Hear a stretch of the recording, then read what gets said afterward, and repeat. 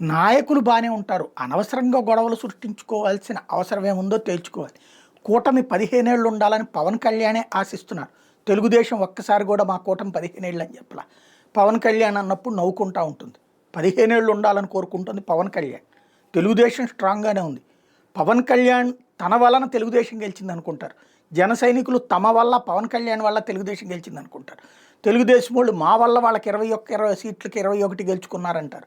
మా వల్లనే పవన్ కళ్యాణ్ కూడా గెలిచారనుకుంటారు. ఎవరి లెక్కలు వాళ్ళకే ఉంటాయి.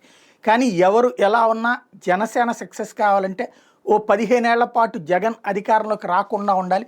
15 ఏళ్ల పాటు జనసేన, తెలుగుదేశం, భారతీయ జనతా పార్టీ కలిసి ఉంటే అప్పుడు జగన్ అధికారంలోకి రాకుండా ఉంటే ఆ తర్వాత జగన్ ప్లేస్ తను ఆక్యుపై చేసుకోవాలన్నటువంటి పవన్ కళ్యాణ్ ఉద్దేశం. అందుకోసమనే తన కార్యకర్తలను కన్విన్స్ చేస్తున్నాడు, తన నాయకులు కన్విన్స్ చేస్తున్నాడు. ఇచ్చిన పదవులు తీసుకోండి, పదవుల కోసం నేనే 15 ఏళ్ళు పట్టించుకోలేదన్నది గుర్తుపెట్టుకోండి లాంటి ఉపన్యాసాలు కూడా ఇస్తున్నాడు.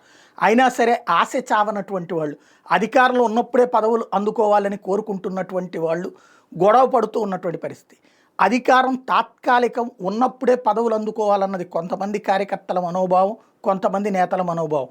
లేదు 15 ఏళ్ళు ఉంటుంది కాబట్టి ఇవాళ కాకపోతే రేపైనా అందరికీ పదవులు ఇప్పిస్తానులే అనేటటువంటి ఆలోచన పవన్ కళ్యాణ్ది. జరుగుతున్నటువంటిది ఈ కమ్యూనికేషన్ గ్యాప్ నడుస్తోంది. కొవ్వూరు దగ్గర ఇంతకుముందు రామారావు తెలుగుదేశం పార్టీ ఎమ్మెల్యేగా కూడా చేశారు. ఆ తర్వాత అక్కడ జవహరా వేరే వాళ్ళకి టికెట్ ఇచ్చిన తర్వాత ఈయన కాస్త వెళ్ళి అటు పక్కన జనసేనలో చేరారు రామారావు.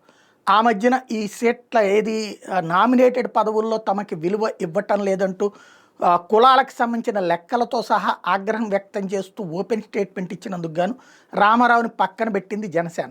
ఇప్పుడు అదే ప్రదేశంలో తాజాగా మరొకసారి ఘర్షణ జరిగింది.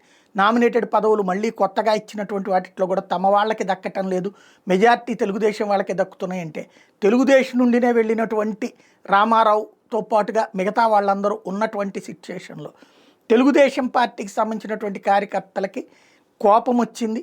జనసేన వాళ్ళని కొట్టారని ఒకవైపు, లేదు జనసేన తెలుగుదేశం వాళ్ళ మధ్య మాట పెరిగి కొట్టుకున్నారని మరొక వైపు. ఏది నిజం అన్నది మనం స్పష్టత ఇవ్వలేం.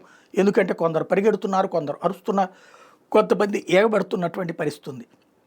ఎవరిని ఎవరు కొట్టారో తెలియదు. ఎందుకంటే యూనిఫామ్లు వేసుకుని కొట్టరు కదా, పసుపు చొక్కాలు వేసుకుని, వాడు తెల్ల చొక్కాలు వేసుకుని ఎవరిని ఎవరు కొట్టుకుంటారో తెలియదు. బట్ ఇద్దరు మీటింగ్కి సంబంధించినటువంటి ఘర్షణ విజువల్స్ అయితే వైరల్ అవుతున్నాయి.